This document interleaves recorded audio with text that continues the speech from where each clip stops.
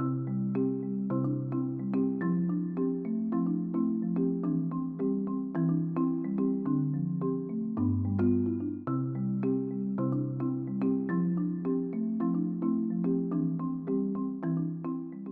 am the water sector lead within the high-level climate champions team. I'm doing that one day a week at the moment, and my other time is spent working for CDP. Some of you may be familiar with that civil society organisation. So when I'm not there, I am championing water at the highest levels wherever I possibly can. And the role of the climate champions really is to add weight and further credibility and extra ammunition to the Marrakesh Partnership itself. It's the Marrakesh Partnership that has the formal mandate and remit from the UNFCCC to engage in the processes. The champions are there to amplify their work and ensure that it succeeds. It's important for me to point out that the Marrakesh Partnership itself is unfunded. James and Jennifer and everybody else are doing this work voluntarily, generally on the margins of their jobs. And so it really is a collective partnership effort where you see opportunities to support, to lean in, to make connections, to add further richness to their work. Please do so, because we need all the help we can get. We've got a big challenge on our hands. And it's the same with the champions themselves. In a similar way, we're all voluntary, leaning in to ensure that the best possible outcomes at COP26 and beyond. And there are a number of secret sauce issues, I think, that I hope will resonate with you all today.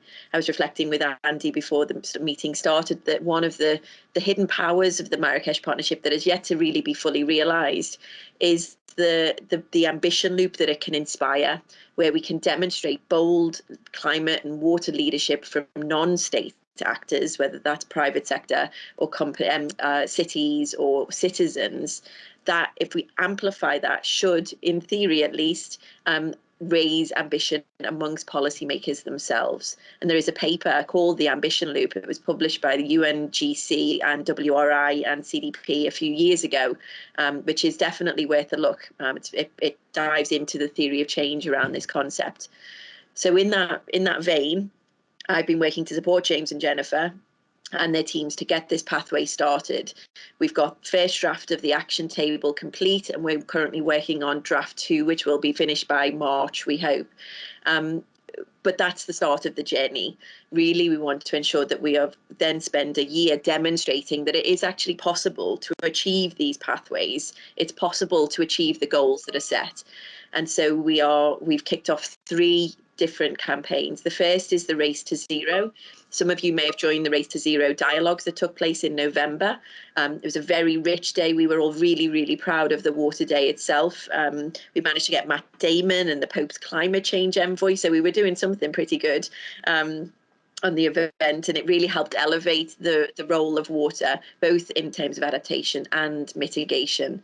The science, as James said, around the role of water security in mitigation is generally not really well known, and so that was quite an exciting opportunity to raise the research that GIZ had published, which demonstrates that action on water can save around 10% of global GHG emissions.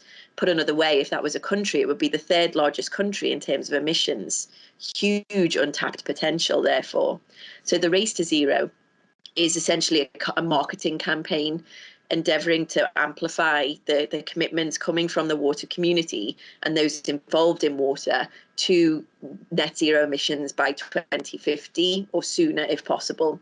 The Race to Resilience, which was launched just on the 25th of January, is exactly the same thing. It's a marketing campaign aimed at building and demonstrating the ambition and the needs of non-state actors so that policymakers take more bold, ambitious action on adaptation. And indeed, they double the amount of money that is heading towards adaptation and resilience, particularly for the most vulnerable.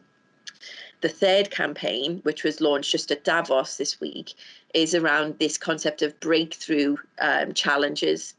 Now, with water, there are a number of these breakthrough challenges, of course, but we've decided to focus in on one particular breakthrough challenge that we feel has got greatest chance of success. It's easily replicable. There's already action underway, and therefore we can run at it and really deliver something meaningful at COP26. And that is the breakthrough challenge of the water sector itself, the more traditional area of water resources management. So those suppliers of water and wastewater treatment.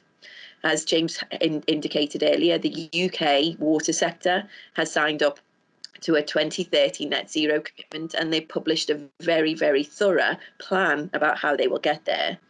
This is something that we should all be incredibly proud of. It's the first sector in the world that has signed up to anything as ambitious as this, and it's a whole sector intervention. And therefore, we want to get behind it and replicate it on every continent. So the breakthrough challenge that was launched at Davos is associated with that sector, and ensuring that we have at least I think it's 20% of those companies responsible for 20% of global water supply and treatment setting net zero targets for COP26.